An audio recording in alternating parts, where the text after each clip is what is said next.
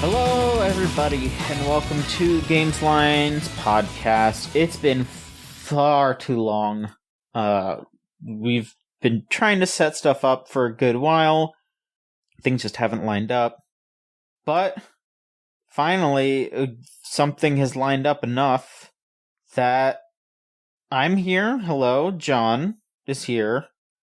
And with me is Lorelai. So we have two bodies able to talk about video games. We can record a podcast. Yeah. There's people here. We got it. we could finally talk about video games. It's been too long. I've been itching. I spent all of an entire trip to Chicago. I want to talk about what I've been playing on my Steam Deck. It's good.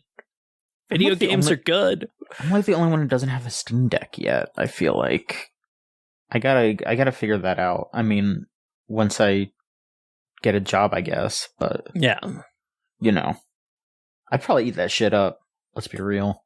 It's a good ass little system. It's it's perfect for a plane, although it takes way too much power. So your portable batteries cannot keep it charged if you're playing anything beyond a Balatro or whatever. Sure. But it's still a just really nice system to have. Gaming still occurs. Gaming still keeps happening. And we can start going over stuff. I mean, we're only going to go over the news from the past week because I don't want to go too crazy. Yeah, same. Because there was a bit of news a lot of news we missed, but none of it actually feels like something I was excited to talk about until this week. This week's had a lot of big hit, holy shit moments in the news. Some cool stuff, some stuff that's a bummer. Yeah, we're not. I'm not trying not to focus too much on the bummer stuff. I'll touch on some of it because, of course, that's what we should do. But I mean, some of it's just they're shutting down Final Fantasy Brave Exvius. Okay, yeah, I don't know. Sad. We don't need to talk about that really. I mean, I played that game for 6 months of logging in every day, but it's still something I haven't touched in 4 years. Yeah, but. Boy, yeah, we've got some announcements. We've got some stuff happening all over the place. Everyone knows exactly what I'm probably going to scream about for. We'll get to that. We'll get to that. For now though, we'll start off with some of the more serious stuff here. So pretty crazy stuff happened this past week. Where both Tencent and NetEase both were like, hey, we're gonna ease off on Japanese game development. And Tencent took the more reasonable approach in that they basically just said, oh, we're just not gonna back as purchase anything else major. We're just gonna stick with what we have. We're not gonna keep expanding. But NetEase just went, oh, hey, the developers of Visions of Mana that had just come out that exact day, they're just shutting it down. They're just shutting Oka Studios down that day that their game came out. And it just really sucks because that game looks good too. It definitely wasn't going to be a barn burner or anything because it was a semi-niche RPG. JRPGs aren't the most popular games in the world, but it was a quality release, and yeah, it's just that company's just going to be shut down now, except for a handful of people apparently that are just going to quote oversee the rollout of the final games, and then they'll just wrap it all up. Yeah, it doesn't really make any sense, because it doesn't really feel we're gonna see how this goes, and if it doesn't sell, it's not even about the numbers anymore. It's just. Well, we don't feel like investing in Japanese games anymore, so there you go, your job's gone. What's going on? Yeah, it really, really, really fucking sucks for those guys on the day your game releases. Like, I just can't get over that part. The day your fucking game releases, and like, it seems like it's done pretty well. I'm seeing a lot of praise and a lot of people playing it. So it's just like, it's maddening. It's bad. It's poorly running studios. It's bad money management. It's bad management. It's just very frustrating. Like, at least Tencent is just going, hey, we're not buying anymore, instead of, hey, we're shutting everything down, which at least that's what it is at this point. You don't know if they're just going to not shut everything down once all the games come out, but it's so frustrating. It's this fucking industry sometimes. This friggin' industry. Mm-hmm. And in other semi-related news, that might be good news, but might be weird here. Hideaki Itsuno, the director of all but the first Devil May Cry games, both Dragon's Dogmas, Project Justice, Capcom vs. SNK 2, and a contributor to a lot of others, announced that he is leaving the company. He said that he is going to develop a new game in a new environment, and he hasn't announced where that'll be yet, but I guess we'll see. Yeah. It's a little worrying because, like, hey, he really pulled DMC up out of, like, he took over DMC2 and tried to make it as good as he could, and then did 3, 4, and 5, and like all of those games are excellent. Dragon's Dogma and Project Justice and Capcom vs. Like, those are all great games. And CVS it's like, 2 oh boy, it's like, oh boy, what's DMC6 gonna be now? But at the same time, we would hope that a new team will take up that mantle and hopefully make something just as good as, if not better. Yeah. And that him going off to do something else will lead to something interesting too. Yeah. Because the amount of everybody speculating has been really interesting with it, with just like, because you've had a lot of game devs leaving their companies and starting their own things lately, and it's simultaneously like scary. What are they going to do? Are they going to do something cool?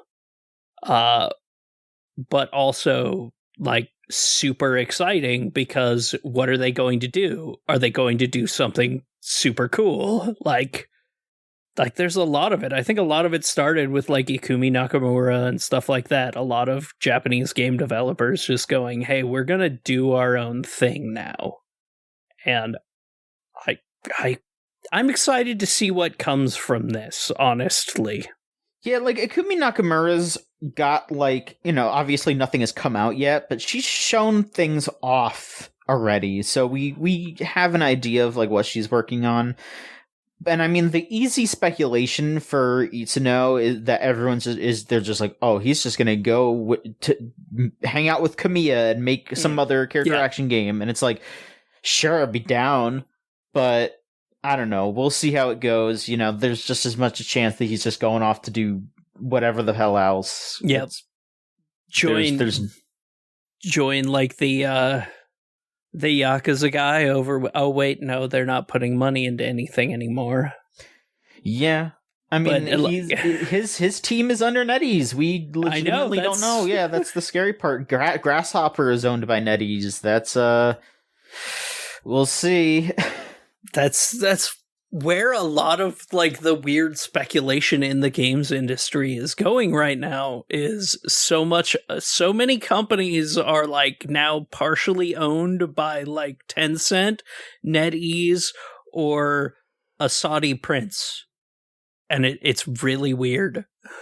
Yeah, and it's like, sometimes it kind of turns out well, because SNK is having a huge comeback, and like that can honestly be attributed to like the Saudi prince being a huge fan and just being like, oh hey, I want SNK to come back and to do what they want to do.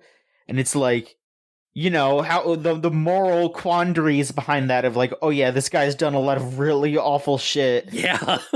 But is doing exactly right to SNK. It's just like, yeah, I'm not going to sign off on that, but that's, you know, you see what SNK's putting out, and it's just like, okay, yeah, like that's the thing, is that you take that and you look at, oh, hey, this is what a company is able to do when they have someone behind them who just wants them to succeed and do what they're good at. Yeah. It's like, yeah, that they make good stuff, but, you know, you would just hope that it's not blood money that's pumping into it, but, you know, we gotta pick our battles, I guess.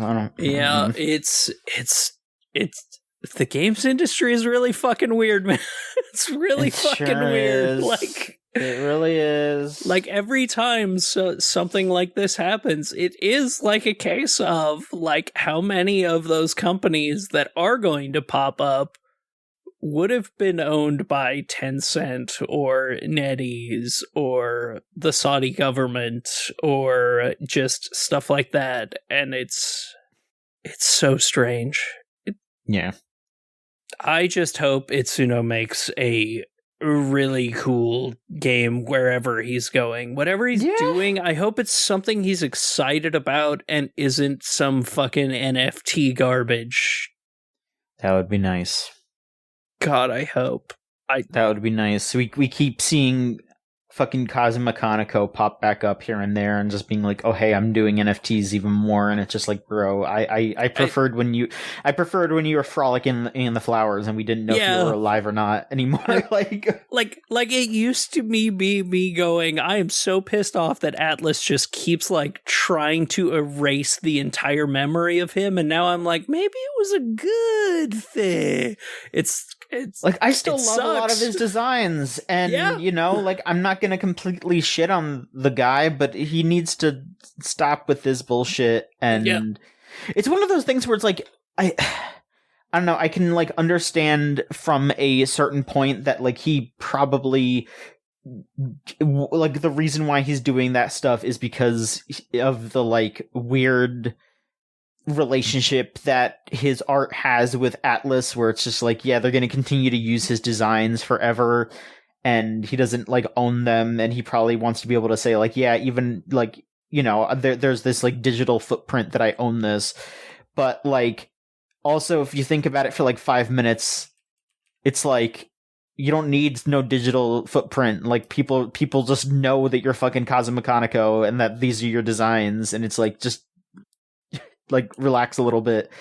But the good news is that like, at least Doi is really fucking good now. Like a lot of the new designs for demons that he's done are really good. Like, I think it took him like a little bit to get his stride in like 4 and 4 Apocalypse, but like someone posted like all the designs for Artemis recently, and it's one of those things where it's like, Kaneko was always very much like a literalist when it came to designs. And I'm glad that Doi is able to kind of like bounce off of that and do different stuff, because like, you look at like those original like Artemis designs and it's like, oh yeah, she's just got like 50 boobs hanging off of her because, you know, like, Artemis is supposed to be like a fertility goddess, and it's like, yeah, that was probably something. I think that stuff like that was mentioned in Greek mythology, like, oh, she had like bull testicles hanging off of her because that was a symbol of fertility, and it's like, now she's like a fucking Saint Seiya character, and she's got a folding crossbow on her wrist, and it's a cool design, you know, and it's not just ignoring, like, you know, Artemis being the goddess of the hunt, and it's a different design. And so I appreciate the take, but also I'm not going to say that Kaneko's old stuff sucks completely. Like, you know, people saying, oh man, they changed the angel design because of woke, and it's like, I really like the new angel design. I like the old angel design. I think that they should have both of them. I think they should. Yeah. They should just have both. I don't care. Just go for it. Like, hell, maybe make it so like depending on your alignment, you know, if you're like more chaos aligned, then it's going to be the more skimpy angel, and then more law aligned, it's the less skimpy one, something like that. I don't know. That's just an idea. I'm talking about SMT because that's what I've been playing lately. Look, I love SMT, so I can, like, always, I'm a freak about that shit. Like, I've got every Conoco art book from it. I have one of them. I would love to get more, but, you know, money. I wish they had notes on why he designed the characters that way and weren't just, here's the image of the demon, and that's all it is. Those are the most half-assed art books in existence. I love them, and I collect all of them, but they are half-assed as hell. They look no so nice, notes. But yeah, it's just some image.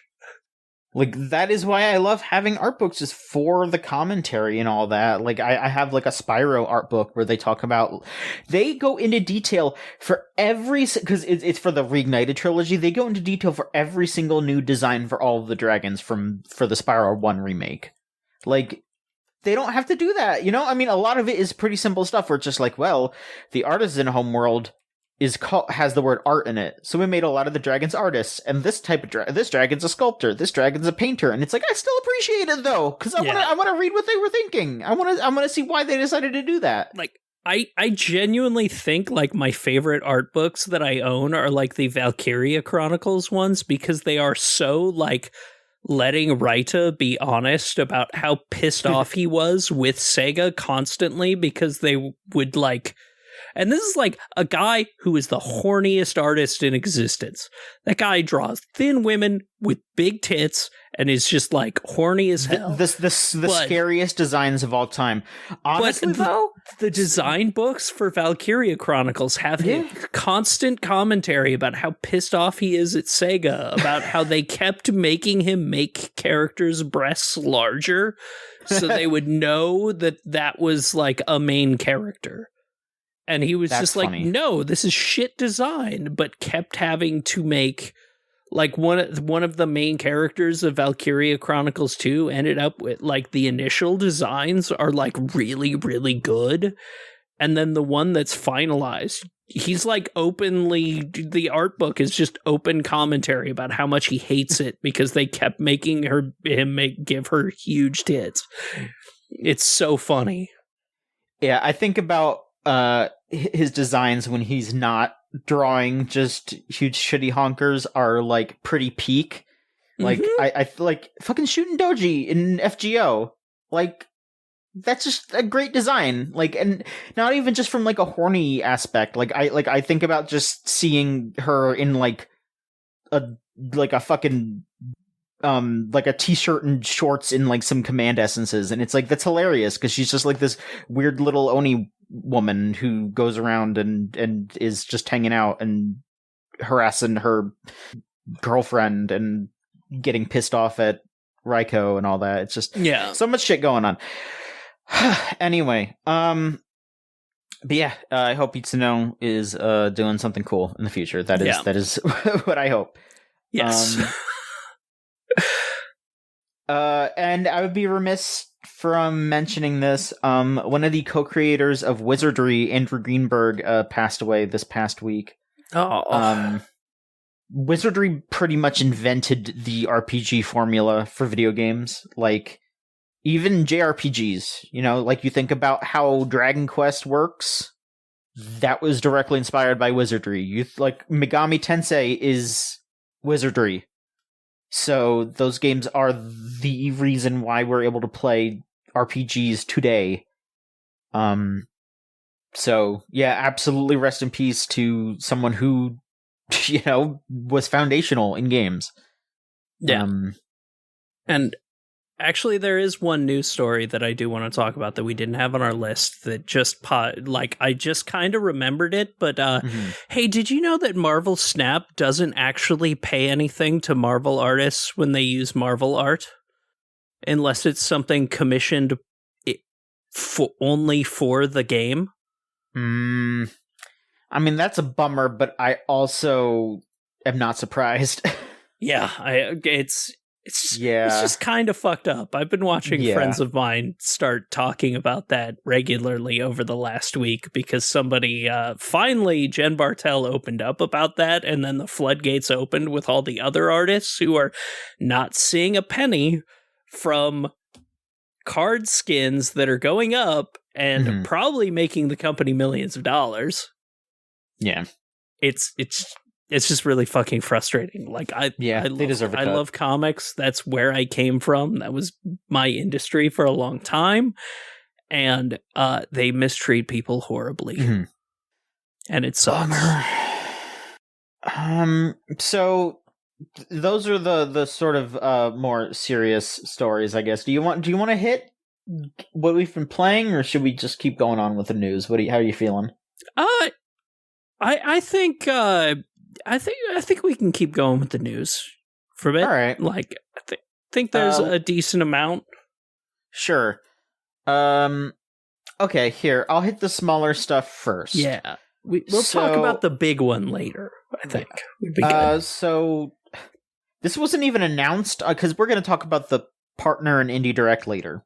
That's the big one. But this wasn't even announced during that. This was just at PAX. They're porting Guilty Gear Strive to Switch, which seems like an insane idea, but they are doing it as well as they possibly could, in that it's gonna have all the DLC packs that came out up to that point included, and it's gonna have rollback, but it's not going to be crossplay, so it's just going to be rollback on the Switch. So people on PS5 and PC don't have to worry about running into Switch players and having their Switches explode halfway through the match, but, you know.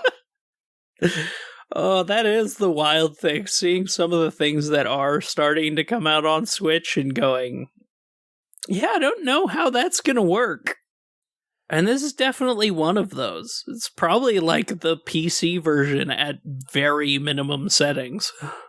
Probably. I mean, God, I just think about all those people that were posting, like, oh man, I got like toaster quality Guilty Gear Strive, and it's just like 3 pixels versus 4 pixels, and it's like, I think that's Potemkin on the right. Yeah. I can see a lot of green. That might be him. It's the version where all you see is the hitbox and not the character. I mean, that's just like 4D thinking right there. That's how the pros do it. Yeah. Playing 4D chess over here. Mm-hmm. Except it can't render a chess piece. Yeah, it's a very strange announcement. I mean, if this was something that was announced for the Switch 2, let's say, then it would be like, all right, sure, because yeah. But very weird. Very, very weird. They did show that like you're going to be able to customize your controls and all that too, so you will be able to play Guilty Gear Strive with a single Joy-Con if you so choose. I can't even fucking imagine. Oh my god. Guilty Gear Strive with motion controls. Let's fucking go. I mean, there was a version of, I think it was Double X that had like motion controls on the Wii. I think so. Which is very funny. I used to love when they tried to do motion controls with everything. The only one that actually worked were like PGA Tour games, which was funny because the Wii versions of those worked a hell of a lot better than the PlayStation Move versions. Oh, I won't let anyone slander Resident Evil 4 Wii Edition. That was peak. Peak That's gaming. the way to play it. That's the way to play it. To this day. I will stand by that. And I guess I'll also mention, just because it's right here too, Yoshi P, Naoki Yoshida of the Final Fantasy XIV, has said that they are making a version for, quote, Nintendo consoles. Yeah, that's going to be a Switch 2 thing. Yeah, that's just going to, because, you know, if the Switch 2 is going to be around as powerful as a PS4 Pro, like the rumors are saying, then that game runs on vanilla PS4. Exactly. It just makes sense. Just expand the market. Makes perfect sense. Yeah. And Wizard 101 is coming to consoles? Yeah! Wizard 101, baby! But here's the fucked up part. The console versions are not crossplay with the PC version, but they're crossplay with each other. I mean, sure, I get it, because of, like, mouse and keyboard and all that. I'm not gonna, like, poo-poo that too much. I'm just excited that more people on console are going to be able to play a good Wizard game. Well, that's a good point. I joke about that, but Wizard 101 is something that I meme played with a friend for, like, a couple of days. And then we ended up doing regular sessions of it for like 3 months because that game is actually like fun. Sure. Although its monetization is fucked. Yeah. Like all games these days. Yeah. I'm scrolling through their Twitter right now. It's just them saying, hey, buy a pet. Yep. Buy a pet. Hey, you want to go anywhere outside of the starting area? You have to buy that. It's Mega Pie Bundle. You can buy pies to put in your house. Yep. All right. Wonderful. Thank you, Wizard 101. Yeah.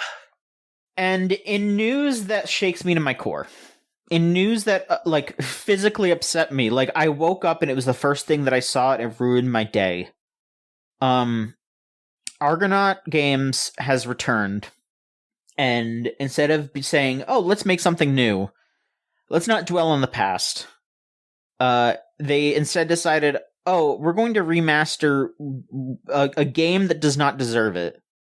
A game that, because folks such as Limited Run and Atari and all those other people are like, hey, we need to bring Bubsy back.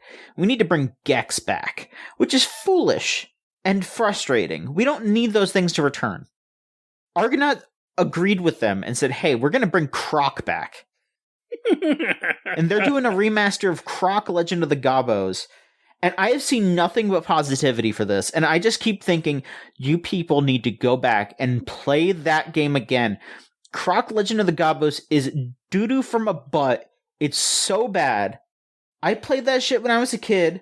I played that shit semi-recently. It's a platformer with tank controls. It's not good. The greatest game in history. Look, are you saying a platformer with tank controls can't be good? I'm not saying that outright. Wait, no, God Hand wasn't a platformer. So no, you're still correct. Yeah, platformers with tank controls does not sound appealing. Look, there's probably a way to do it. I don't know off the top of my head. If you have an example that's good, feel free to show me. And don't just show me Croc, because if you just say, hey, here's a good platform with tank controls, and it's just Croc, I'm going to tell you to kiss my ass. Because it's bad. It's a bad video game. And I wasn't that strongly opinionated about Bubsy and Gex, but that's because everyone already agrees. I saw nothing but praise, nothing but excitement for Croc. And I had to rate, and I'm over here raining on people's parades. But just wait until when Limited Run puts out their release for Switch that you pay $60 for, and it takes 7 months to show up at your doorstep. When you pop that into your Switch and you play it for 15 minutes, and your smile slowly fades. Just remember what I said to you. Your soul slowly dies. Remember what I said to you, and know that I've been right this entire time. Yes. But if you can think of a quality game that uses tank controls and is a platformer, gamesline.tumblr.com/ask. You know, I'm gonna Please let us know. I'm Googling platformer tank controls right now. I'm gonna see if anything comes up. There's a video called In Defense of Tank Controls. Yeah, maybe for some games. Tank controls are objectively perfect. Yes. But then they say video games tank controls dominated every single genre they're used in except for platformers. But then they say which are an inferior game genre. This person's just instigating. These people are just instigating. Like, it's just... Okay. I immediately thought of one. Tomb Raider. That is a platform with tank controls. But that game is precise, and that is why using tank controls makes sense for it. Yeah. Croc is just a standard-ass platformer. It does not need to play like that. And its tank controls felt more third-person shootery than, like, tank control.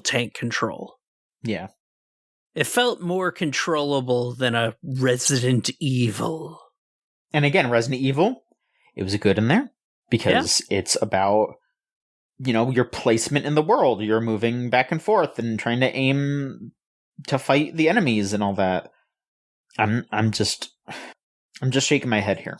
I'm just shaking my head right now. People are gonna wake up. Hopefully, that's all I can say. Is I hope that the world understands where we're going with this. Look, if we're gonna bring back games with tank controls, just give me a remaster of God Hand already, please. Do God Hand?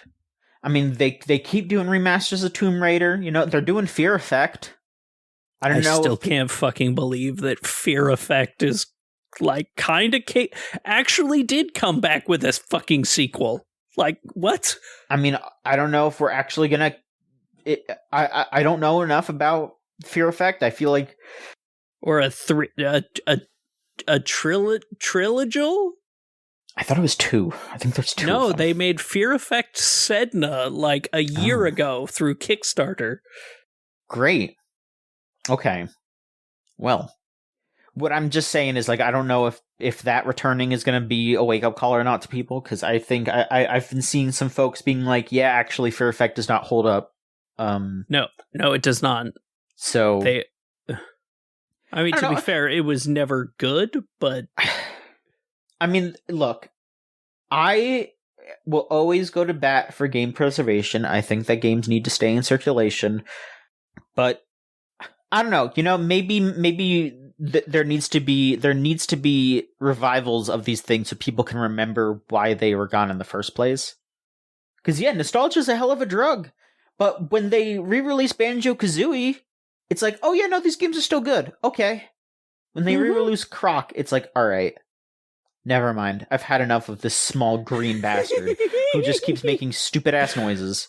I've had enough of him. Your anger at Croc, I genuinely have been enjoying it because you're right. He's a little shit. He's disrespectful. His games game's bad. Suck. I hate the enemies in those games too. Like speaking of Banjo-Kazooie, those games are just trying so hard to look like Banjo-Kazooie, and they do not pull it off one bit. He's even got a backpack too. Like, why's he got a backpack? Writing that's almost as intolerable as Conquer. Not well written. I hate that, like, first boss that you fight is in, like, a void. They don't even bother, like, making a skybox when you're fighting. Like, come on. Shaking my head. It's bad. Bad. All right, we'll all right, let's just round out the news. It's fine. We're here. There was an Indie World and Partner Showcase this past week that was like Nintendo basically just going, oh, hey, we're not going to do a regular Nintendo Direct, probably because they are gearing up for their next console. So, hey, here's all the stuff that the third parties are making. Yeah. I'm just going to try to run through this because boom, boom, boom. There was a lot. You mentioned Balatro earlier. They are doing crossover cards with Witcher 3, Vampire Survivors, Dave the Diver, and Among Us. I haven't played Balatro. Have you? You mentioned it. I play the shit out of Balatro. I do a round of Balatro every morning. Okay, so then now here's my question. That's my wake up in the morning. I play a round of Balatro. That game is like, I have to do it like that because if I actually sat down to play Balatro, I would not stop because it is crack. So I wake up in the morning, I play around, and then I shower, and then I do not come back. So here's my question. Have you tried this update? I have not yet. Do you have any idea of what it changes? Because like the trailer just shows that it changes the, like the faces and like the designs on the cards, which, that's cute. That's fine, especially for a free update. Like, who cares? Like, oh, hey, I want to have Geralt on my cards. But I have not yet. Okay. Because I have not had my thing connected to the internet for a week. So all of my stuff is a week old. The fun of being in Chicago. It does just seem that it is just skins. So that's fine. Okay. Hey, that's cool. Like more stuff in that game that gets them more money, I am supportive of. Sure. Because good games deserve money. The Greece folks are making a new game called Neva that's out October 15th. It looks like it's a game made by the people that made Greece. That's, that should be your decision maker right there. Like, oh, yeah, okay, that's the same people. That is, yep. There you go. Yeah. It's pretty. There was a game called Moth Cubit, which I think was announced for the first time there. Looked pretty neat. It's a weird office RPG where you play as a moth in a, like a cubicle ass office building, and you're trying to uncover a mystery in there, and there's just a bunch of goofy puzzles and goofy combat mechanics and everything. It looks kind of fun. Mm-hmm. I don't know. I think I might wait for someone else to try it out, but it does seem pretty neat. Yeah, pretty cute. The Coffee Talk folks are making a new game, Coffee Talk Tokyo, which I'm guessing they're doing because I do know that Coffee Talk was pretty big in Japan, so they wanna, they want to lean into they want to get the cheap pop. I don't blame them. Yeah, look, I am always in support of a company going for that cheap pop. If it's not like offensively bad, look, go for it. Yeah, it's make fine. That money. Yeah. Sea of Stars is getting a DLC that is just continuing to. I'm gonna say it. Ooh, I'm gonna say it. It just reminded me how reductive Sea of Stars is because it's just Chrono Trigger stuff. Like they're just doing like the carnival stuff from Chrono Trigger, and the new character they're adding is literally Robo from Chrono Trigger. God, I am so glad in not being alone and finding that game kind of insufferable. It's a good game, but it's just like the way people talk about it, like the second coming of Chrono Trigger. It's just like, no, it's just a pretty okay it's a pastiche. JRPG. It's just a pastiche. Like it's not even the best one of those that came out that year. Yeah. Like, we got 2 Chrono Trigger likes, but one of them let me pilot a cool robot. Oh. If you want to truly feel how you felt when you play Chrono Trigger, go get that Live Alive remake. God, it's so fucking good. Live Alive is... I still can't believe that was as good as it was. They've been posting for the 30th anniversary, and I wish that there was more to it than just posting. Oh my god. I mean... I don't know. Maybe I should just shut up and play more Octopath because that is pretty much Live Alive 2 and 3. Like Octopath Traveler 2 is an incredible game. They fixed every issue I had with 1. I played a good amount of it. I haven't played the first one yet, other than I think like the demo. But I played a good amount of 2, and I did really like it. So I need to actually like finish it finally. Yeah, because I played the shit out of it. Like that's the problem. I played the hell out of it, but I just stopped when other thing came up and haven't gone back, and I have always wanted to. Yeah. But there's also so much coming out right now. Especially as a JRPG freak. This is good God, this show was... They need to realize that JRPGs are long. JRPGs are long. Like, they are... especially now. Like, that's the thing is, like, I saw a thing talking about a couple of older ones as being like really long games, and I'm like, that wasn't a long game. I used to finish that thing in like 20 hours. That's not a long JRPG. Like now, remember when 20 or 30 hours was long? Yeah, I remember beating Final Fantasy III at like 22 hours and thinking it was the longest game in history. But then it's like, but now it's just like, hey, this game is 900 hours. Why? What a breath of fresh air that I can get through this in like 7 sittings instead of 37. Oh, like going back to some of those games and like, I know I do like long streams when I stream, but going through and streaming through an entire game in like a week of 6-hour sessions, 5-6 hour sessions, instead of like, you know, some of the games I play is just like a month of like 10 hours a day. It's like, why is this game 100 hours long? Why? It does not need to be. There's so... Yeah. I yearn for the days of the 20 to 30 hour JRPG. I agree. Speaking of pain, do you want to clean Shrek's house? Shrek's house? You don't have to answer. You don't have to answer because you will. If you have Power Wash Simulator, you could play the paid DLC where you clean Shrek's house. Oh, it's beautiful! In the fall, beautiful. Power Wash Simulator, the greatest game in the history of Square Enix. It's pretty good, is the thing. Like it is fun. That's the fucked up thing. It is actually fun. It's a Zen game for me. It's like a thing I turn on when I'm like having a really bad day and I just want to zone out and feel nothing but Zen, and that game's addicting.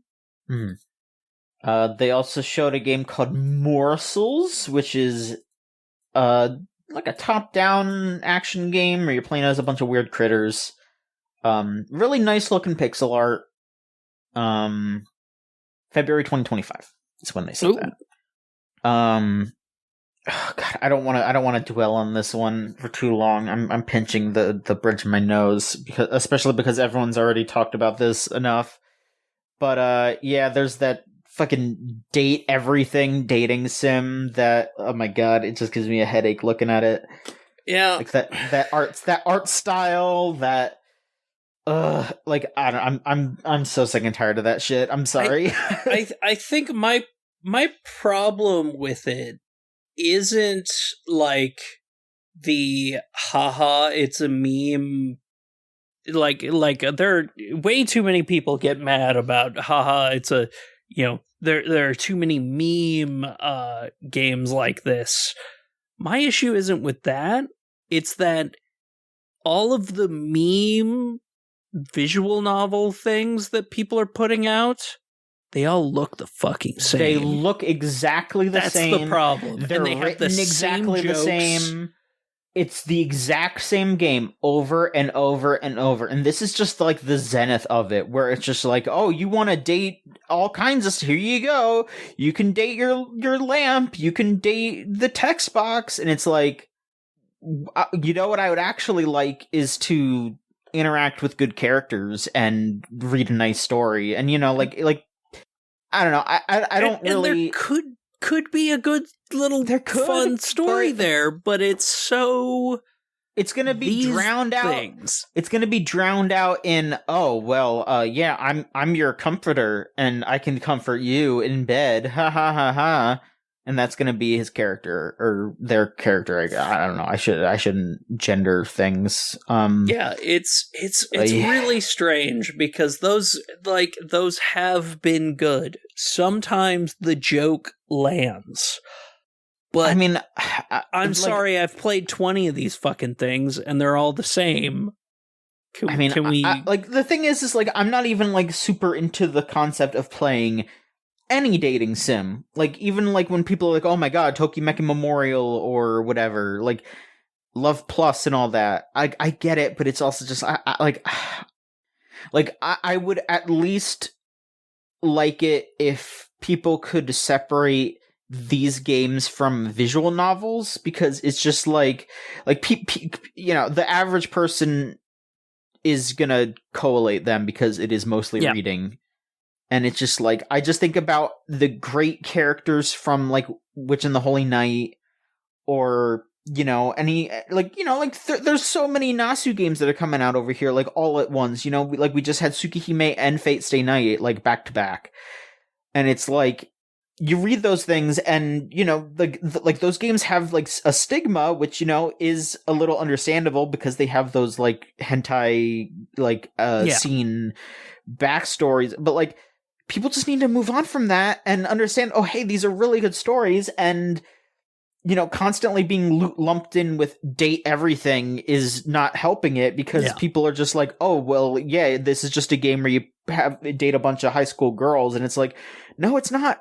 You do crazy shit. And it's about trying to fight White Gilgamesh. And I don't know. Like, you know what I mean? The interesting thing about like the recent like Fate remakes and stuff like that they've been doing with like all of Nasu's old stuff is I almost feel like this is like the game Nasu actually wanted to make, because he's always been like really open about the fact that he hated writing the porn stuff, but just did it because that's what people expected in these. Mm-hmm. Because, like, if you read his porn, it's all fucking terribly written. It's the worst ever. It is the most, like... It makes Dreamwidth RP, Live Journal RP porn vlogs look like the greatest writing in existence. Look like people who have had sex before. It's very... It's so bad, but... Mollusks. And then, like, you read interviews with him, and he's constantly just like, oh, yeah, I hated writing that shit. But, yeah, it's just, it's a frustrating thing, but, whatever. Yeah. It's the world is the world is. I will not be playing your game. We also got Peglin, which is a little goblin game where you play as a little goblin and you fight enemies by doing pachinko. Woo! Looks really cute. I've seen a couple of people saying, "Oh yeah, no, I've played the." I think this was like released on PC before. They were saying like, "Yeah, I played the other versions and that was really good, and now it's cool that it's on Switch." So there you go.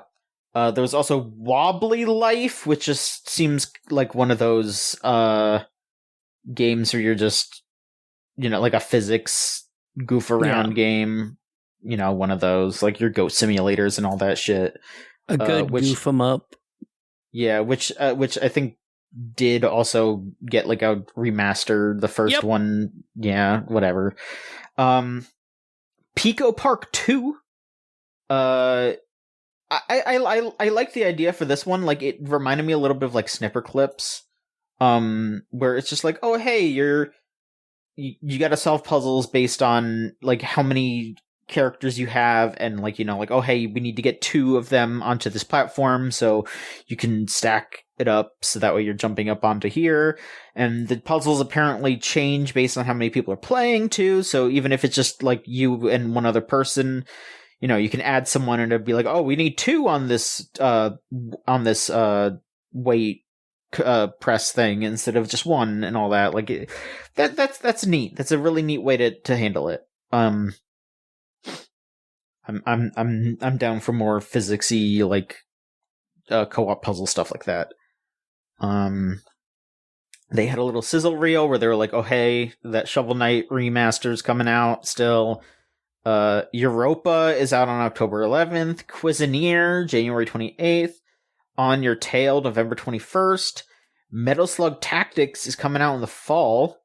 Which, hey, that still looks really good. And the Plucky Squire too. Oh, I'm so excited for Plucky Squire. That's out like in 2 weeks, like straight up. That's like the hard part about right now. Over the next like month, there's so many fucking games that are coming out that I want to play. Like legitimately, I'm like over the next 3 months, I think there are like 20, 40 plus hour games that I want to play that are coming out, and it's just like I can't play all of them. Yeah. But I'm so excited. And they rounded it off by releasing Pizza Tower on Switch. It's out. It's on there. So you can finally play as Peppino on your Switch. This is genuinely surprising, though, just because, like, the creator of Pizza Tower was, like, really adamant, like, I don't want to put it on Switch for whatever reason. I don't know why exactly. It was, like, dude was just, I don't want to put it on Switch. But, it makes a lot of sense money-wise because this is the kind of game that people will just buy on Switch. So, I guess money overtook whatever problems he had, and there is going to be a physical release that is being done by Fangamer, so you don't got to worry too much about running out of time to get it. And it comes with a Peppino like a timer, like a kitchen timer that's Peppino, which is really good. Yeah, very good. Yeah, I don't know if there's going to be anything else in this box. They have the game and the Peppino timer. It seems that's very good. Then they did the partner showcase where the first thing they announced was, oh hey, Digital Eclipse is doing a Tetris game. Where they've been doing their big like retrospective documentary style releases. They're doing one for Tetris called Tetris Forever, and the big thing is that it has Tetris Battle Gaiden in it. Mm-hmm. Which is really good. That's really good news. I kind of lost my shit at that. Let me see if let me look at the full list here. Okay, it has Hatris. It has Hatris. It has I think they said the Famicom version of Tetris, and then Tetris 2 plus Bombliss, Super Bombliss DX, Tetris Battle Gaiden, Super Tetris 2 and Bombliss, Super Tetris 2 plus Bombliss 2, I think. I don't know, there's like a DX or something on there, Super Tetris 3. They got all the different versions of Tetris. It would be cool if they also had like other alternate versions of Tetris. Like, it would be so cool if they had like the CDI version of Tetris on there. Yeah. That soundtrack goes so hard. The Game Boy version of Tetris, the one I played the most. So that one is going to be on Switch Online.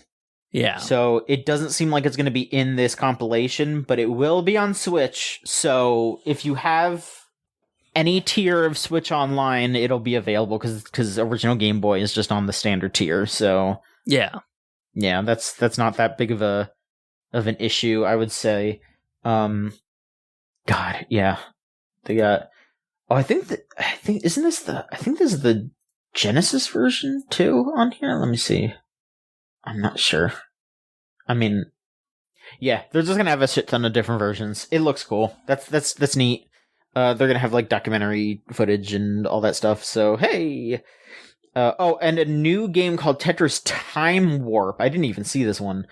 Which is it's like, that's neat. It's basically just like, here's all the different skins of the it changes based on like line clearing. It changes it to the different skins, the different versions of Tetris. So it's like, hey, one person's like modern, and the person next to them is playing like the original Tetris that was on like Soviet computers, and then the person next to them has the Game Boy version. Like, that's cute.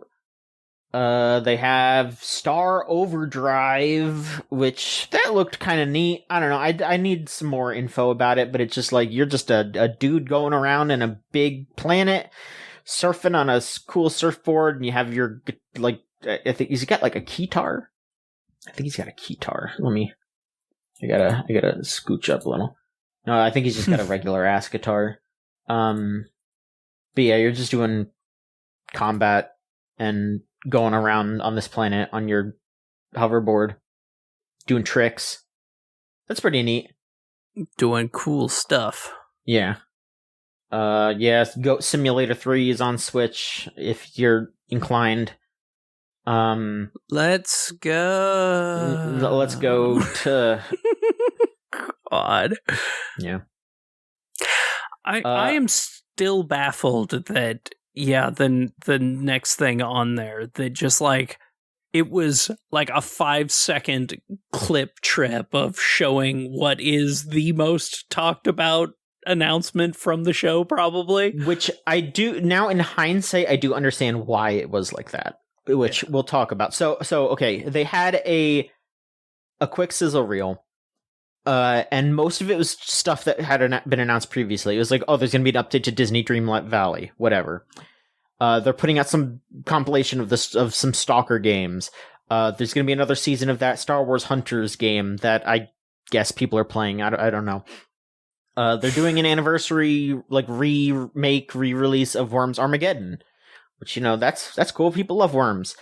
But like the first thing they showed was, obviously the crowd that I run with are the people that are going to be super excited for this. So obviously it's a little skewed. Yeah. But this was not announced previously. They just dropped that Trails in the Sky is getting a remake. Yeah. Like, that was something that I think like a month ago or something, they were like, oh, we're thinking about it. And then they just showed footage. They just dropped it. Yeah, and everyone's freaking out. It's like, people are piecing information together. Like it looks like it's going to use the original translation, which if you know the history of Trails in the Sky, that's a big deal. Like the long and short of it is that like that translation almost killed the translators, like straight up. Mm-hmm. And it's a fantastic translation, and obviously that it shouldn't have come to that, but there's just so much dialogue and writing in the game that the fact that they did all of it is kind of incredible. Yes. And so, but this is still like really crazy that this was like a little small blip here. And then it turns out that the reason why that is because they don't have a publisher yet. And there's like a bunch of other shit that they don't know about. They're just like, yeah, we don't even know if we're going to have like voice acting or what we're doing really with this. We just threw it out there. So I don't know. Maybe this was, it was, if this was them like trying to gauge interest or something, probably pretty smart. And I bet they'll be able to figure out getting a publisher real quick now because of how crazy everyone was about it. Yeah. But it was just very strange to be like, oh yeah, no, this because this is a game that people have been Trails heads are Trails heads. They're gonna, they're gonna, yeah. But if you think about like the thing that people keep comparing Trails to, and is a big reason why I am excited for this remake personally, is Xenoblade. And you look at how it was easier for people to get into Xenoblade once they had that like streamlined, patched up, better version of Xenoblade 1, where it was like, like here you could play the definitive edition. It's got a better art style. They fixed a couple of issues. This is the version to play. This is how you want to start off your Xenoblade journey.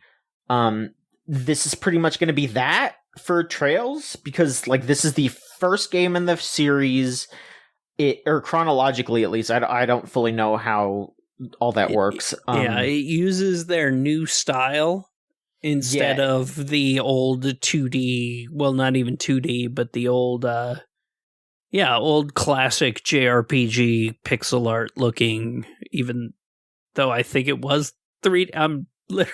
It's like a 2.5D. I know what you're talking. I've seen it before, and like again, I don't fully know, but I definitely know some people who were saying like, oh, like this probably means they're gonna fix this, and this that was annoying in the original version. Like, not everything needs a remake, but sometimes it's nice to be like, hey, here's a nice on-ramp, and here's an updated version that's a better way to play this game. and hopefully this means they're going to do the other ones, because this is the first one in a trilogy. So yeah, I think they did straight up say, like, yeah, depending on how this sells is when we'll be able to say if we're doing the other two, which is understandable. And, you know, at the very least, like, it would be cool to be like, oh, hey, here's a better version of at least the first one. So even if they don't make the second or third ones, like, hey, here's this at least. But yeah, no, it is kind of crazy, but in retrospect, it makes sense. Yeah.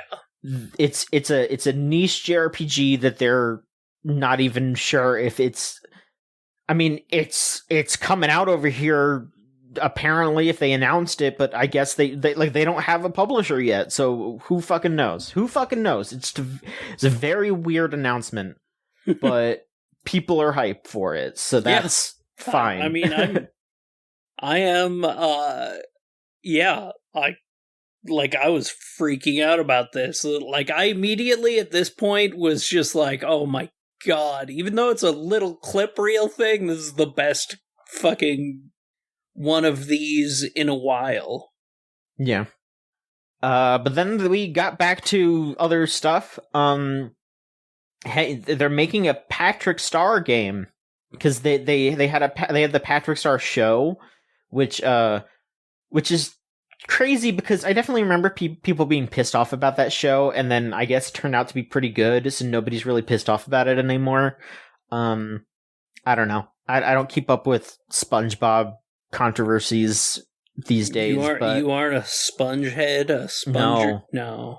I mean, I like SpongeBob. I think about a lot of those older episodes, and they're very funny, but I'm not like watching it now. I'll rewatch Band Geeks. I'll watch Night Shift or whatever the one is with Nosferatu, you know? Like, I'll watch those old episodes. They're funny. They're timeless, but, you know, I'm not keeping up with it. I'm too damn old to have ever watched SpongeBob. I mean, I think it's worth going back to, like, straight up. Like, even if you're older, like, it is a very funny show. It is, I think it stands as, like, one of the great comedy shows. Like, not just like, oh, for kids. Like, I think the first couple of seasons of SpongeBob are just legit really good comedy. But I don't know. I don't have opinions on stuff beyond that.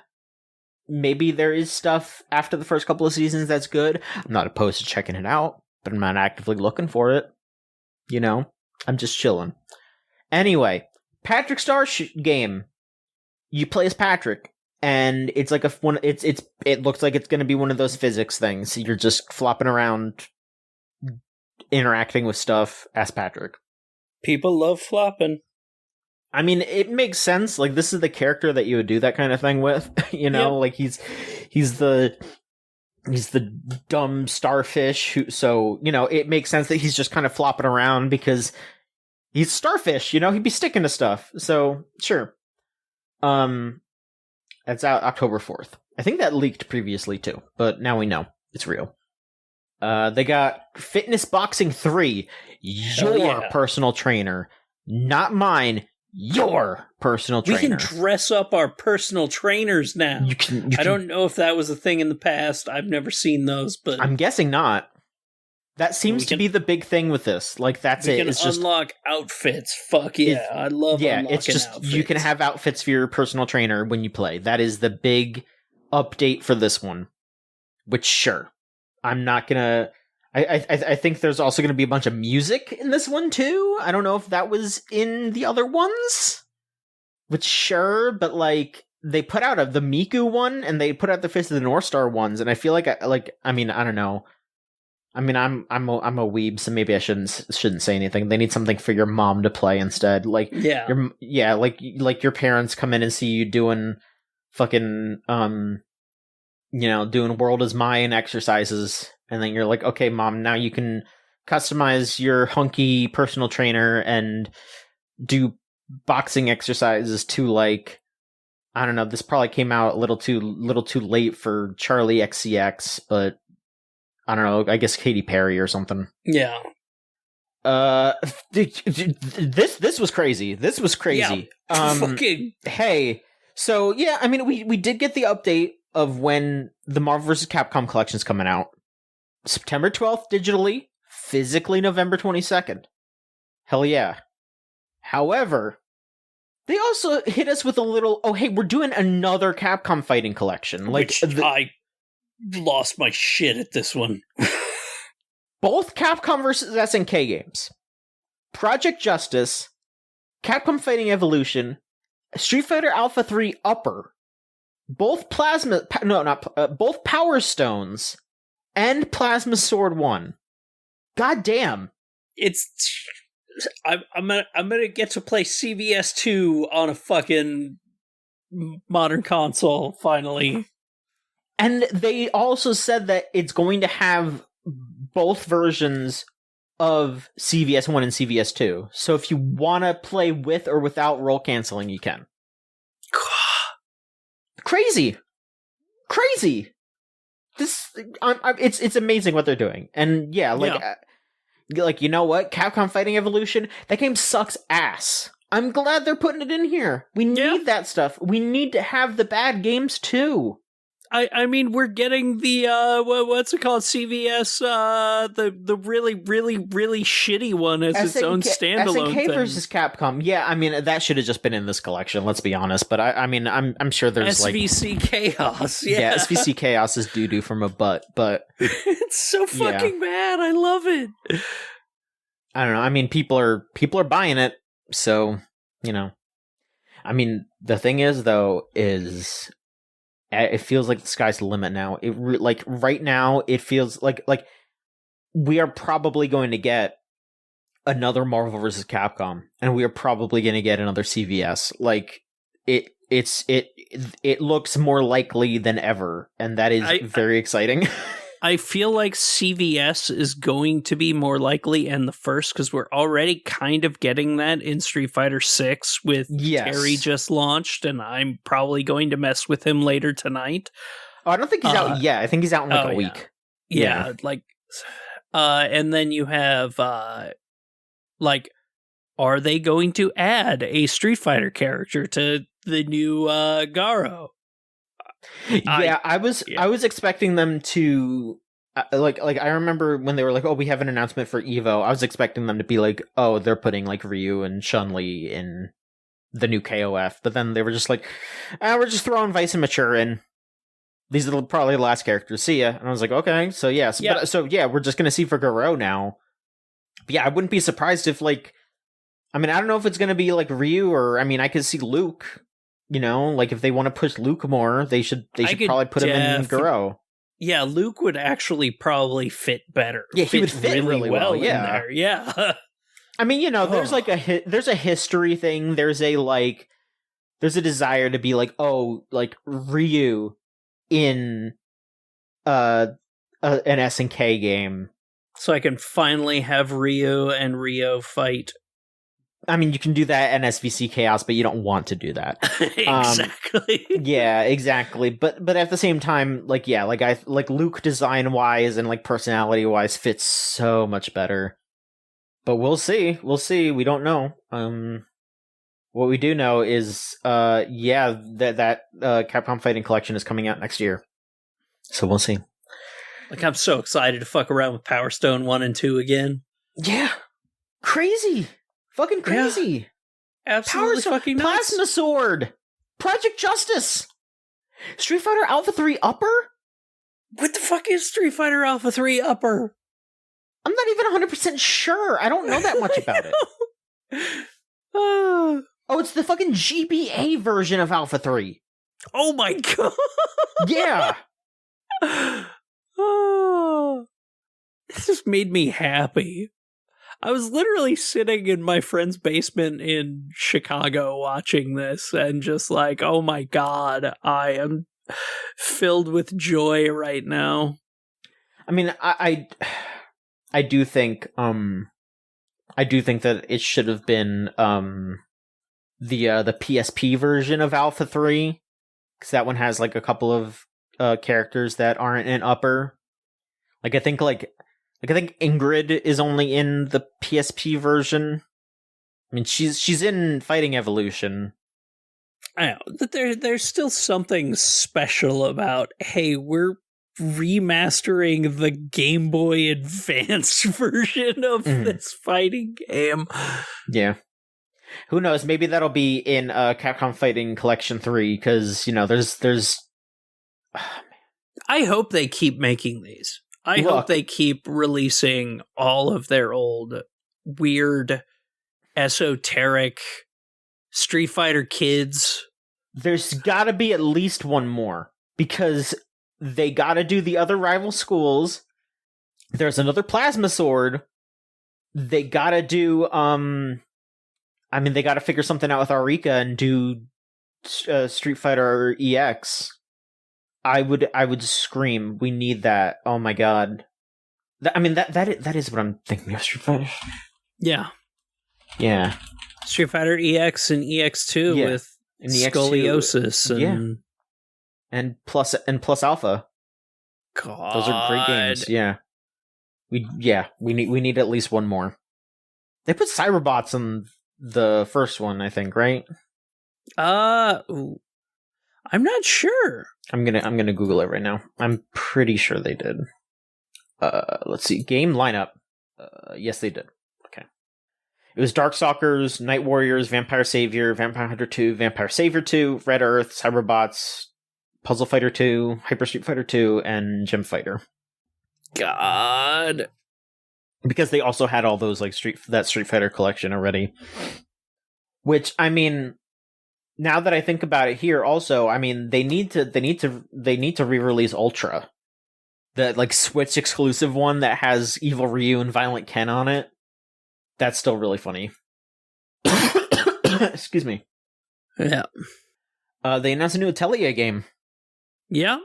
I don't know if it's going to be the new trilogy or whatever, but yeah, a new Atelier Yumiya, The Alchemist of Memories, and The Envisioned Land. God, I love the titles of those games. They're pretty good. And people seem to be into the new girl already. So congratulations, everyone. It looks to be an action game. Yeah. So I'm interested. Mm-hmm. It's gonna be weird because I don't know. I don't know if Atelier works with that, but I'm interested to find out because I love that series. Also, I'm 90% sure that there were two monsters in this, that one of them was voiced by Kiryu's voice actor and the other one was Dio's. I'm 90%. I'm 100% sure it was Kiryu, but the other one I think was Dio, which is really funny. They're using that Ryza money to get big name guys, I guess, which, you know what? Hell yeah. Yeah. They're going to keep making Ryza statues until the sun implodes. And we got an update on the Suikoden remaster. Yeah, we fucking did. It still exists. It still exists. And it's coming. It's coming. Gate Rune and Dunan Unification Wars. It is coming out March 6th. God, March 6th. I'm so fucking happy that they finally came back with this, and I'm kind of guessing some of the things because they only just started updating their website again, and it's been really interesting to watch because it's been on a bunch of the pages there were a bunch of misspellings, so you can tell they were just throwing it up and live updating it. Because this trailer is not even 40 seconds long. But and people are finding all sorts of things that happened. The pre-order page on Amazon had the original game graphics and the new graphics side by side with exact scenes. So now people are speculating that we might be able to switch between the two graphical modes. That'd be cool. Other things, we're getting a fucking main character of Suikoden 1, Tyr McDole fucking Nendoroid.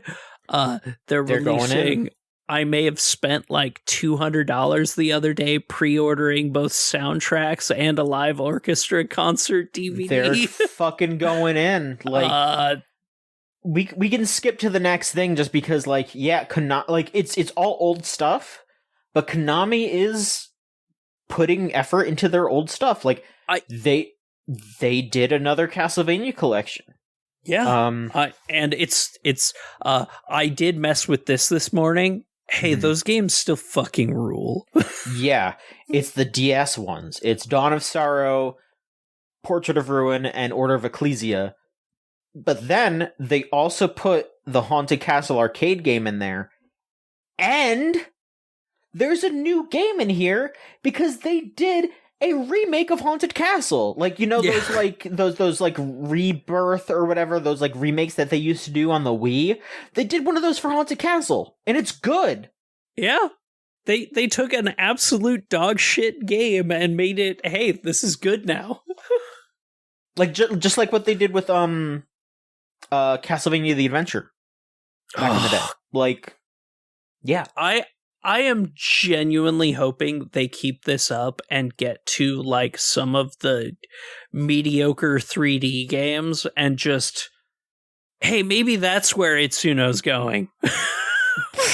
Fucking have the Devil May Cry guy remake the shitty 3D action Castlevanias. I mean, yeah, that's the thing, is that would be a hard sell. Like someone who's a real head would be like, oh yeah, here's the 3D Castlevania collection, but you know, I don't know if people are going to be jumping for joy for that one. I mean, I think that like some people have some like for Legacy of Darkness, I think people might like that one a bit. But yeah, I don't think I know some people that are defenders of Castlevania 64 though. I don't know about that, but you know, we'll see. No, we'll see. I am just kind of excited that Konami is kind of turning a corner on the video game stuff. I was really worried for a while after they went fucking dead silent for a year with the Suikoden stuff. They had a very active social media presence for like a month after the announcement, and then just announced delay, silence, and nothing for a year.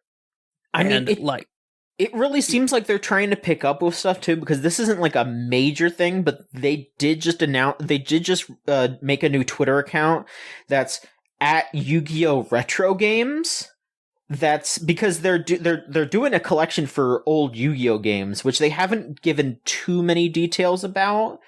It is, you know, like stuff like whatchamacallit, Eternal Duelist Soul, I think, is going to be on there. And like Dark Duel Stories and that kind of stuff. And I think they are bringing over some of the Japan only ones, because like Dark Duel Stories is, I think, like the third game. They made like 2 other Game Boy Yu-Gi-Oh games before that.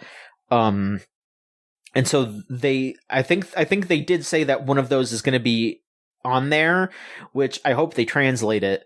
But they haven't really said like what all the games are, and I don't think there's been like a release date or anything yet. So that is a very weird thing, but they just did this new Twitter account, so maybe they're going to announce that stuff soon. Yeah. That's what's interesting. It's just like, yeah, the Suikoden accounts are super active. All the Konami, all the Castlevania remasters. This is like the 3rd collection. And like I'm hoping they do one with all the shitty Game Boy games. Yeah, that's like the thing, is it's like, so far it's just been collections and stuff, and that's, you know, like, we need to see what Konami does with new games in their IPs. That is going to be the real showcase, because even their like big AAA thing is a remake. Like Metal Gear Solid Delta is a remake, and everyone who's played it so far is just like, it's MGS3. Like, they didn't mess with it. And, like, for some people that's great, for some people that's boring. But, you know, like, I could take it or leave it. What I do want to see is them be like, okay, here is a new Suikoden. Here is a new Castlevania. Here is a new Yu-Gi-Oh! Game that isn't just Master Duel. Because, like, Master Duel is cool, but I would love to see something with, like, a plot. Like with, you know, like a fucking Worldwide Edition, or like Sacred Cards and all that. Like, I would love to see stuff like that. Yeah, and like part of the reason I want the Suikoden these two to do well is you have 3 more PlayStation 2 games. You have 2 visual novels, which are actually incredible. You have 2 card games that were retellings of the first 2 as a card battler, and a really cool game. Mm-hmm. And then you have the DS game and a PSP game spin-offs. And the Tactics game. I genuinely want them to start doing the remaster thing with, or the Castlevania collection style thing with these other games too. I would just die for that, because like Suikoden 3 is my favorite game in the series. It's got the weirdest gameplay, but story-wise, it's one of my favorite stories ever told. And it's like, I want people to be able to experience all of it, not just the classic ones. If we're going to keep talking about remakes, hey, Dragon Quest III HD 2D remake that is out on November 14th, and they confirmed that Monster Wrangler class that they're adding.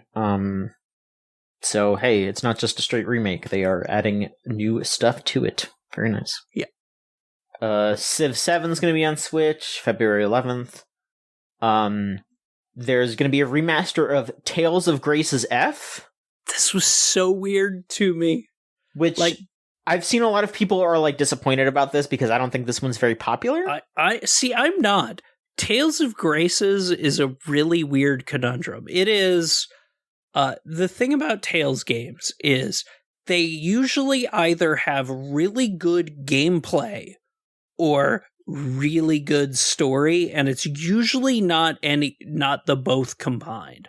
Like, Tales of the Abyss is one of my favorite stories ever told. That game plays like shit. Tales of Grace's does not have a great story. It has good characters, but its story is not good.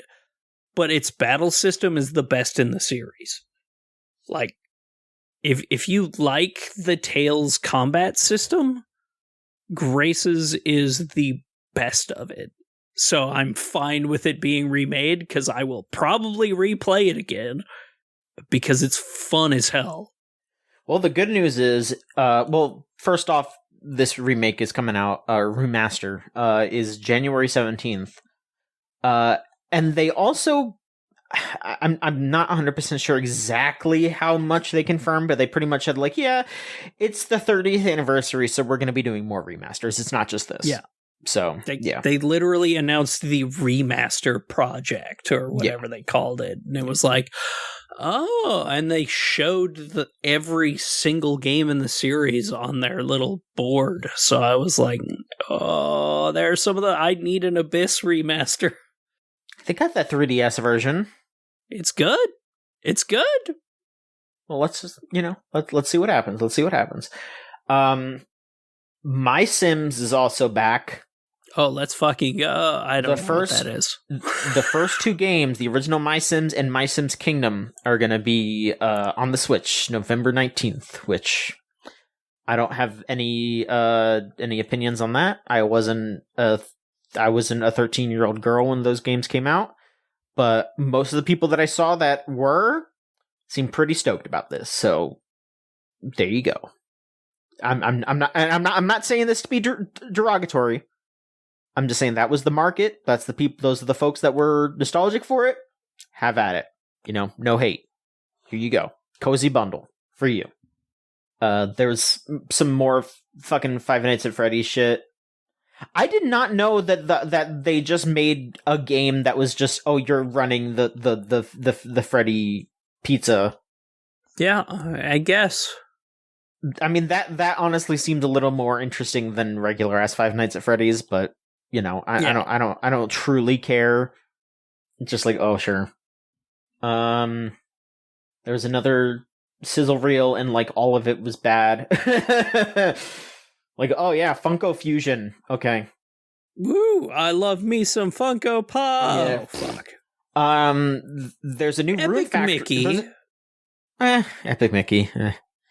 There's a new Rune Factory game, and it's actually pretty neat, because they're very specifically trying to, like, not just be another farming, like, you know, I mean, obviously Rune Factory had the dungeoneering and all that, but this is, like, very much way more, like, Japanese, like, samurai-ass designs. Let me tell you what this reminded me of. Sure.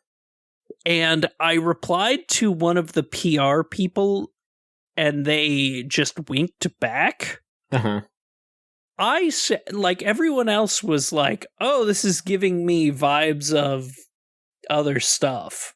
And I said, this gives me Dark Cloud 2 vibes, where it looks like we're rebuilding a whole village with the population instead of just, like, our farm.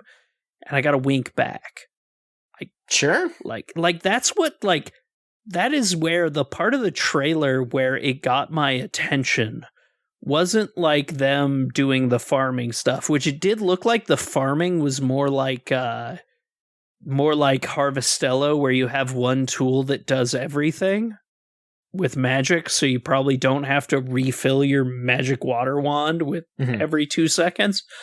But it was a part where they placed down a water wheel in a stream and then kind of extended that stream with, like, terrain morphing, it looked like.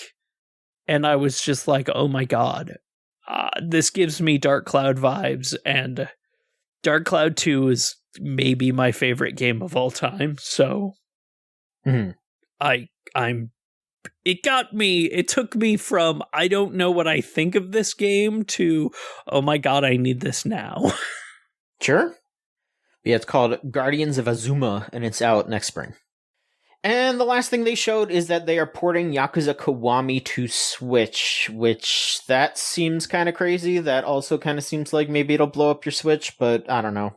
There was a PS3 version of Yakuza Kiwami. Yeah, Yakuza Kiwami, Yakuza 0. Like, I hope they release all of those there if they're doing this. I mean, because on the Switch too, they could just release all of them, like, straight up, every single one of them. It actually, like, is almost confusing that they're starting with Kiwami instead of with 0.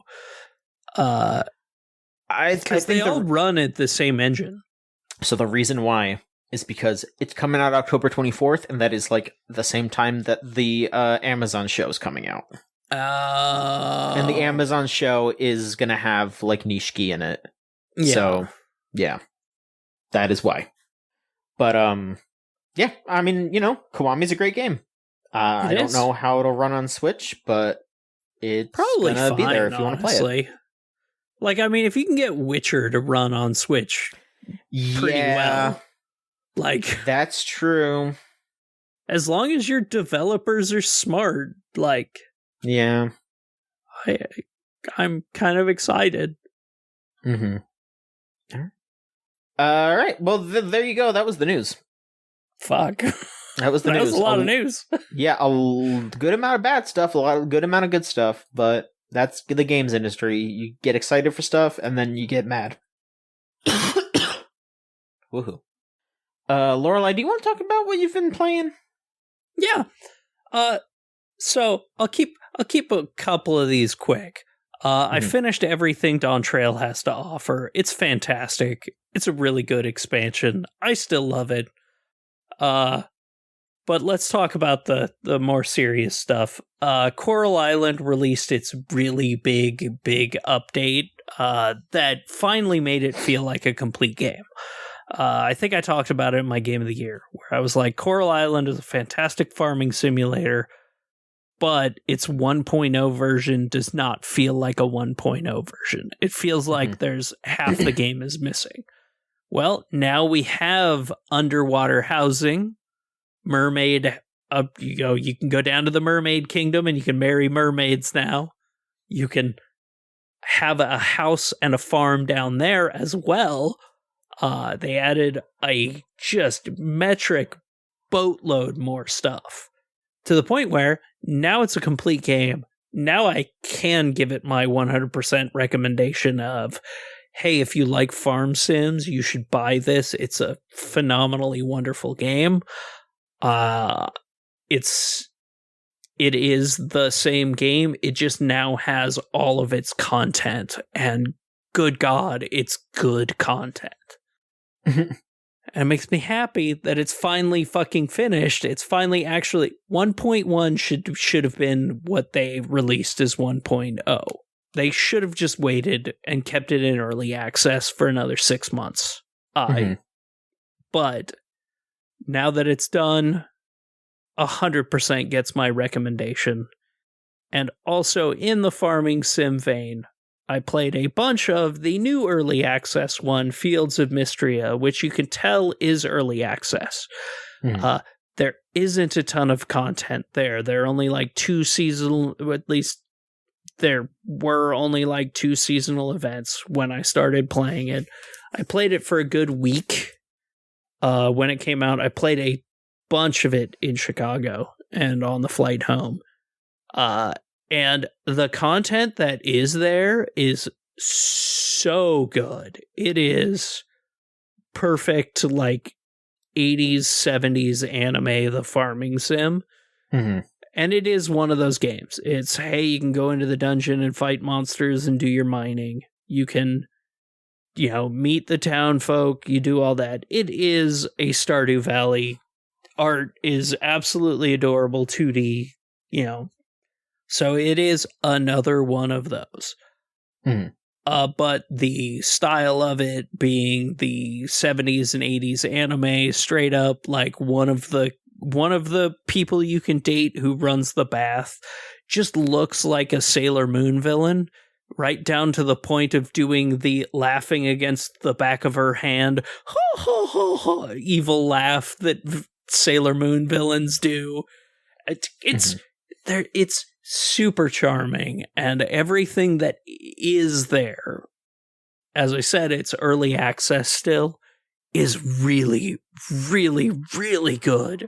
That if you like one of these, if it keeps building on what it has significantly until it comes out in whenever it does, it could be another Stardew Valley, just incredible hit, 2D sprite art, one of these.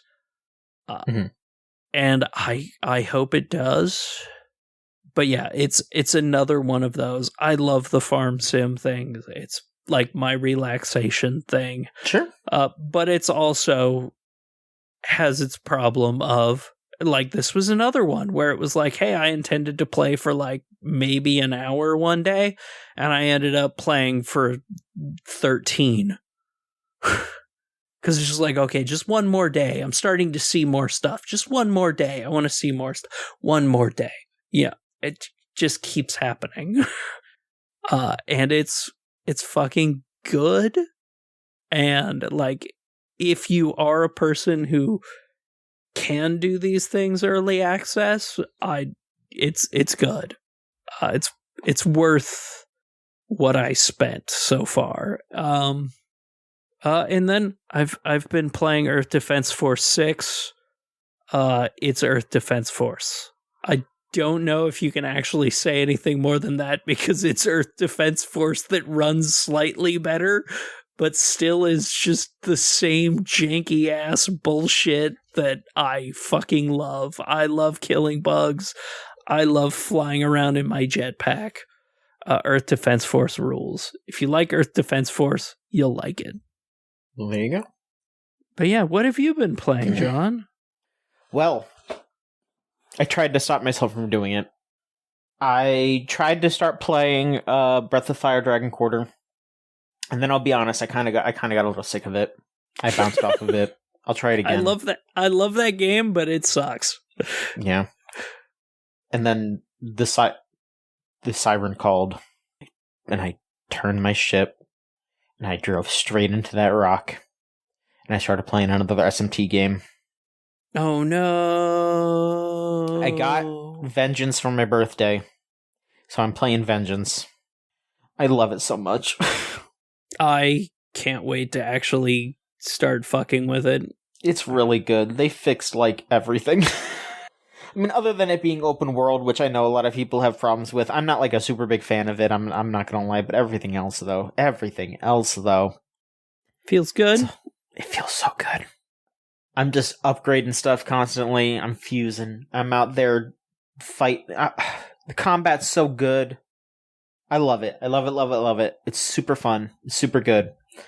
I'm happy. I'm happy with it. Good. I'm popping into Zenless Zone Zero here and there. It's still pretty solid. You know, like I think it's just a fun loop that isn't too predatory or aggravating. Obviously, I would prefer if it was just a real video game instead of a gacha. Don't get it twisted. But I like the characters a lot. I like what they did with the new story, where they introduced the new sexy rat woman, Jane Doe. Oh yeah. And it was pretty cool though, because they just gave her like a full like story, like series of missions, not even just like one mission, just like a series of missions where you just play as her and get to know her story. And you know, I have my opinions, I guess I should say. Like I don't mind her. She's cool, and it is what it is.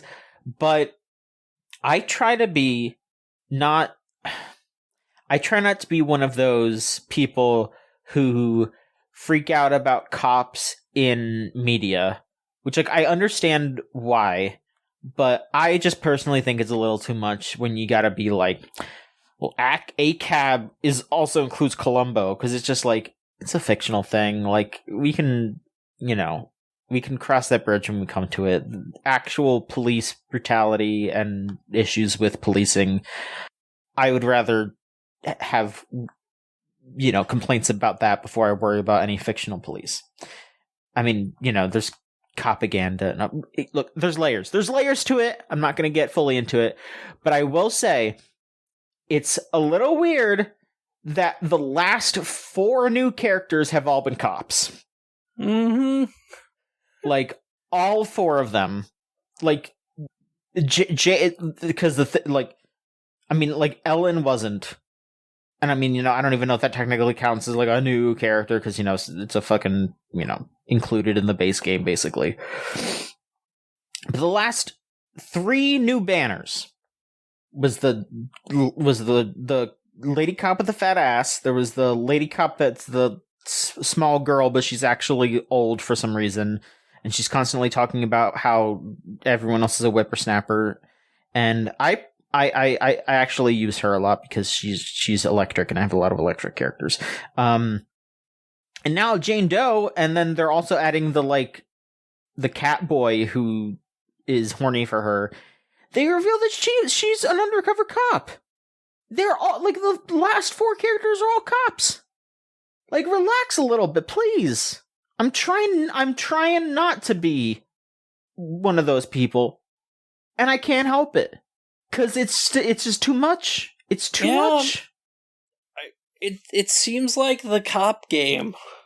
Like, I don't think it's fully that, but so far it kind of has been. So I don't know. That's what it seemed like.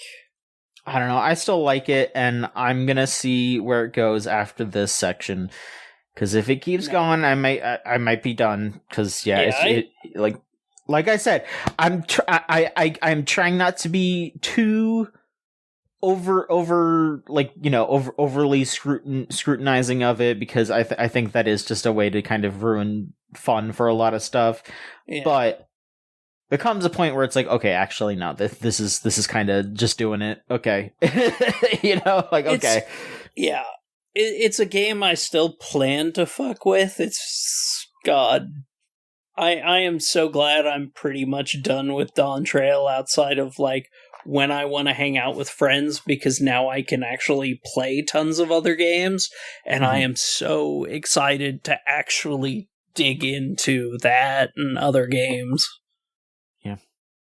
And then, briefly, I've just been trying to practice more with Granblue. Some of my friends have just been like, oh, hey, let's play. And then I'm like, oh, you know what? I like Granblue Versus a lot. I think I'm switching off of Anila to Cagliostro, just because I think I like Cagliostro's kit more. I kind of just went with Anila because I was like, oh, I downloaded the mod that makes her dressed up like Terry. But I actually played a good bit of Granblue, like the actual mobile game, and I really liked Cagliostro in the parts that I played. So I'm just playing a character that I enjoy from the lore, and I like how she plays too. So that works for me. That's pretty much it, though. I have just been doing that, and hopefully we are gonna be back in the saddle. I don't know. I don't want to fucking. I don't want to say anything about like.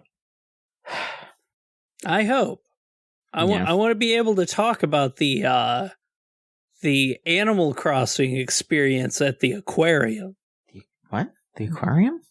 Yeah, the Oregon Coast Aquarium has an Animal Crossing experience that I'm very excited to go check out with my girlfriend.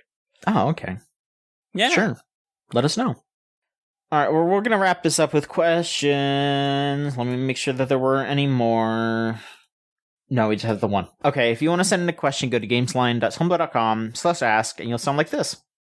Bigger Challenge asks, what would you want to have as a crossover for Power Wash Sim? No limits for the IP, since clearly that's not a priority for the official brand. But it can't just become Viscera cleanup detail, no spraying out bloodstains. I'm just going to say, they did a Warhammer one, which that one is cleaning up bloodstains, so... Yeah. Sky's the limit. Don't limit us. No, the sky is not the limit. We have heard from them officially that they could not figure out how to do Asmongold's room, so... That is true. Okay. Fact that they officially commented on that makes me laugh. It's pretty good. And I mean, it's also true because oh boy, that guy yeah. Anyway, what would I want to do? What would I want to clean up? Well, let's do a Toho one. Let's do Toho crossover. We got to clean up the Scarlet Devil Mansion. Ooh. We got to clean up the shrine for Reimu. Did you know she's not doing it? Yeah. You know, I because it's all I can think about. Because your base in Suikoden 1 is just you digging out the inside of a mountain and turning like old caves into like a comfy thing. Let me clean up the palace from Suikoden 1. Let me clean up the base from there. Let me do that. And then maybe also could be good is oh my god. Do you have any other concepts? Or yeah, it was really just any city after Earth Defense Force. Just let me be spraying off like the half-broken buildings. That's a fun idea. Just like that. The 20th century Fox sign halfway in the ground. Just like half the world destroyed, every building like half sunk. Mm-hmm. Spraying off the ant carcasses. Cleaning off the giant mechs after they've gone into battle. I think the fun thing about Power Wash Sim is that you really can just do whatever. Like, yeah, I'm just like looking around my room here. I see my little Fate Grand Order, like Sum of Da Vinci, and I'm just thinking you should just power wash her like little mech vehicle thing. That'd be funny. You could just do whatever. Let's do Pokemon. Yeah. You gotta clean off the gym after a big battle. Clean up all of Sandman after Spider-Man 2. Oh my god. He'd be like talking to you while you're cleaning him up. He'd be like, hey, watch it, bub. And I'd be like, I'm sorry, this is my job. There you go. All right, well, thank you so much for listening, everybody. I am sorry that it has been a long time. We're gonna try to get back on the saddle again. Things just are look, we're adults. Things are happening. We have jobs. We have attempted jobs. We have people are getting fucking sick lately too. Yeah. COVID was not fun. Yeah. I mean, I didn't want to like blow up your spot if you're, I mean, like, yeah, part of it was, yeah, Lorelai, you've just been sick for a good while, so we haven't been able to like do editing and all that.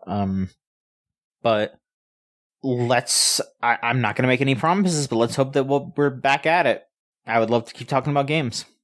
So thank you so much for listening, everybody. Yeah, see, I need to get back into it. I need to warm up again, you know? Yeah. If you want to continue to follow our stuff, we got Gamesline.net is our website. You know, we're doing the bulletin again. If you just like a nice roundup of what's going on, we've been doing roundups of big events when they happen, and the weekly news. So check that out at least if you like to keep up with that sort of stuff. We have our Twitter at the Gamesline. We have a Blue Sky account. If you just go into Blue Sky and look up Gamesline.net, it'll be on there. A lot of people moving to Blue Sky right now. The entire country of Brazil moving to Blue Sky right now. Which, you know, is funny and pathetic in multiple ways, and also, you know, obviously frustrating for the people of Brazil. You know, our new potential Brazilian fans, hello. We post our podcast on Blue Sky. Check us out. We have our Tumblr, gamesline.tumblr.com. You put a /ask at the end of that. If you want to send us a question. Facebook.com/Gamesline. YouTube.com/@thegamesline. And Twitch.tv/GameslineTV. We're on all kinds of stuff. Whatever you can imagine. We're covering the bases. LV started bringing up Pinterest recently. I don't know if we're going to do that. Maybe we will. Tell us if we should do a Pinterest. We might do it. We have our Patreon, patreon.com/Gamesline, $3 to do pod. We haven't done anything on there in a good while. I think we're going to do it soon, though. We're gearing up to Anime Pod again. I know I've said that like every time before. Look, we're going to figure it out. We got to do something for the Patreon. Our Discord is thegamezone.zone. Type that into your web browser and it'll bring you straight there. And thank you to Melt Channel/Magic Circuit for our theme song Crush off of the album Magic is Real. If you want to listen to their stuff, it's meltchannel.bandcamp.com or magic-circuit.bandcamp.com. Hey, you know, I think this is most likely going to release before Bandcamp Friday for this month. So if you hear this when it comes out, go buy their music. That on Friday, Bandcamp Friday, they get all the proceeds. Lorelai, where can people find you? You can find me on Twitch, Twitter, Blue Sky, all those places. Probably a lot less on Twitter. But yeah, at Judgment Scythe. Mm-hmm. And I mean, I'm going to be honest, I'm still just mostly on Twitter. I'm sorry, everybody. At JOHN_MICHONSKI on Twitter. I don't know. I mean, I'll try to use Blue Sky. I'm just hanging out. I'm just posting shit. Say hey. Who cares? I'm just living. And that'll do it. Thank you so much for listening, everybody. We'll be back soon with another episode of the Gamesline Podcast. Thank you. Bye-bye.